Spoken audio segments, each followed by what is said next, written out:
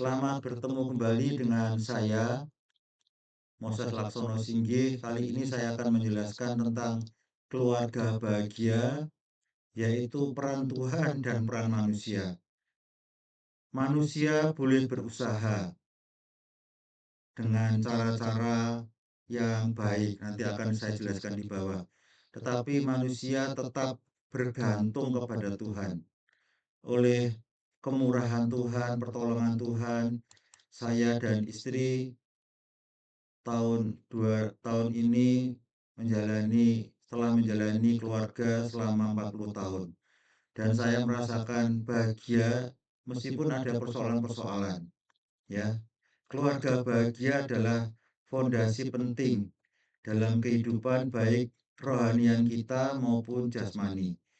Keluarga yang tidak bahagia, rohaninya pasti akan terganggu dan juga jasmani, kesehatan maupun pekerjaan akan terganggu. Keluarga bahagia, peran Tuhan adalah memberikan kemampuan. Nanti kita lihat pada slide berikutnya. Tuhan itu memimpin, Tuhan itu mengasihi keluarga kita. Kalau ada persoalan kita minta tolong Tuhan, Tuhan itu memulihkan. Tuhan itu menyediakan supaya kita bisa mengasihi keluarga kita. Manusia usahanya apa? Jadi ada dua hal ini yang perlu kita lakukan. Harus taat kepada Tuhan. Kita berusaha, nanti kita pelajari usaha apa yang perlu kita lakukan. Kita saling mengasihi, ya, untuk saling membangun. Perbedaan bukan digunakan untuk saling menyalahkan, tetapi perbedaan digunakan untuk saling melengkapi. Mudah dikatakan, tetapi tolong itu benar-benar kita lakukan. Saya telah membuat video tentang produktif karena Tuhan. Di sini menjelaskan perannya Tuhan dalam kehidupan kita, ya, secara keseluruhan. Silahkan tonton video ini, ya, supaya saudara mendapatkan penjelasan yang lebih detail tentang peran Tuhan. Menerapkan ini yang sekarang terutama tentang manusia, menerapkan pengampunan dan rekonsiliasi, ya. Pengertian memahami perasaan dan perspektif satu sama lain adalah langkah pertama untuk menuju pengampunan sejati.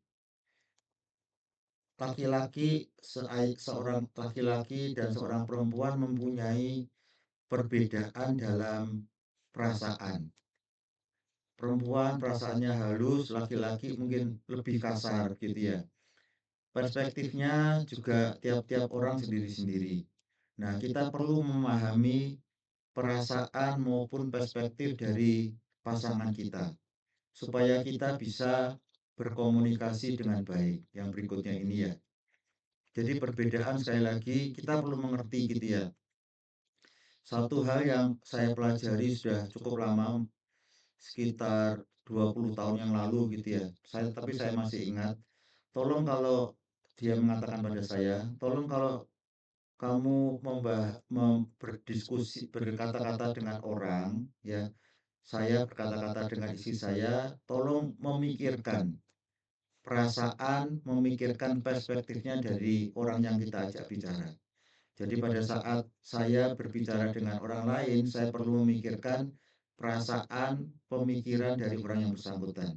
Komunikasi sebaiknya dilakukan secara terbuka tentang kesalahan, perasaan, sehingga membantu menciptakan ikatan yang lebih kuat di antara anggota keluarga. Ya, lalu di sini mengambil langkah nyata untuk memaafkan dan saling mendukung satu dengan yang lainnya, ini sangat penting untuk membangun kembali kepercayaan dan harmoni. Ya, sekali lagi, orang mungkin pernah berbuat salah meskipun tidak disadari dan itu menyakitkan orang lain. Nah, itu kita perlu mengambil tindakan untuk memaafkan. Membangun keterampilan berkomunikasi. Ya, ini keterampilan berkomunikasi ya. Ya, sekali lagi perasaan mungkin berbeda, perspektif berbeda, kita pikirkan. Suami baru pulang kerja, lalu istrinya menceritakan kejadian yang dari tetangga yang tidak mengenakan. Nah, sehingga suaminya panas begitu, nggak boleh gitu ya, harus dilatih ya. Yang pertama kita pelajari di sini mendengarkan. Mendengarkan dengan penuh perhatian adalah kunci komunikasi yang efektif dalam keluarga, menciptakan kedekatan dan pemahaman lebih dalam. Zaman sekarang banyak orang menggunakan handphone. Satu orang mungkin bisa punya 2 handphone dan lebih mungkin ya. Sehingga pada saat bertemu pun itu bermain atau menggunakan handphone. Pasangan di sebelahnya tidak dianggap.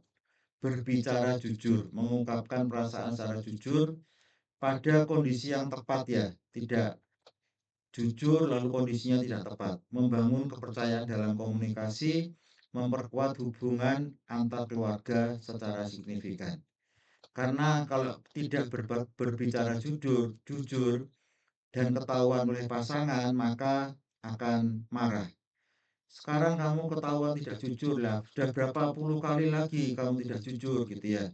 Mengatasi konflik, menghadapi dan menyelesaikan konflik dengan cara sehat, membantu menjaga keharmonisan dalam keluarga, menciptakan lingkungan yang positif. Menyelesaikan konflik, baik bisa secara langsung begitu ya, kalau ada konflik bisa diselesaikan secara langsung. Kalau tidak bisa diselesaikan secara langsung, bisa minta bantuan teman dekat atau pimpinan rohani ya untuk menyelesaikan. Ya, tentunya orang yang bisa dipercaya. Membangun keluarga bahagia melalui pelayanan.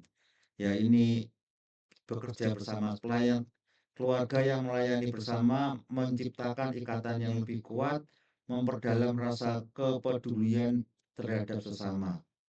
Nah, kalau kita beberapa hal yang saya lakukan, ya saya membantu orang lain dan istri saya juga setuju gitu ya, supaya itu akan memperkuat keluarga, ikatan keluarga.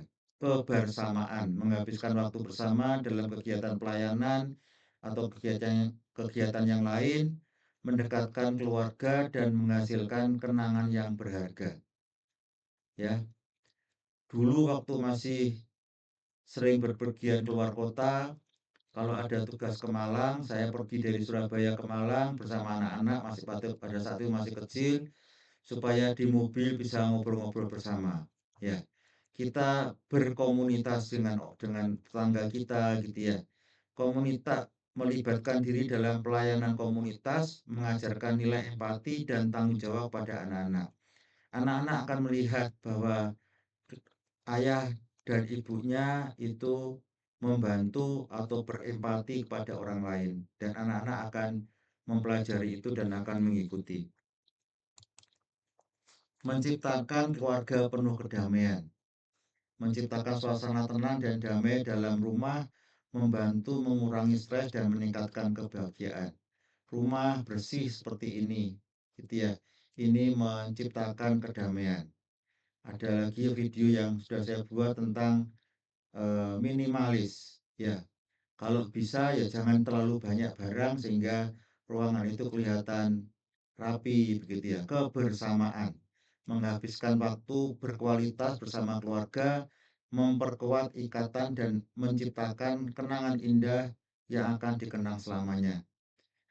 Saya keluarga kakak adik saya dengan saya itu jumlahnya 6 orang. Saat ini setiap bulan bertemu melalui Zoom karena eh, berbeda tempat ya. Lalu kita sering membahas tentang kebersamaan kita dengan orang tua kita. Nah, itu ternyata sampai sekarang masih membekas. Dulu papa mama begini ya gitu ya. Itu masih dikenang selamanya meskipun sudah sangat lama.